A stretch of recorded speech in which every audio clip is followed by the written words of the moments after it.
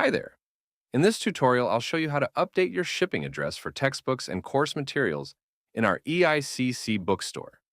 This is especially relevant if you're currently opted into or planning to opt into the Flat Rate Access program. Here's what to do. Log into your EICC Connect account and find the Bookstore tile. Then select the Academos Bookstore link. If you're not already logged in, use your EICC credentials to sign in. In this example, we're already logged in.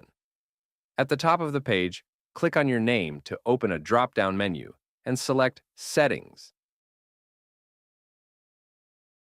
On the Settings page, click Edit Your Saved Addresses under Account Management.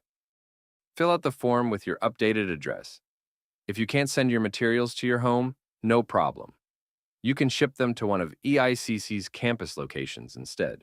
If you choose this option, you'll be notified when your books arrive. Keep in mind that if the materials aren't picked up, you'll still be charged, and any unclaimed items will become EICC property.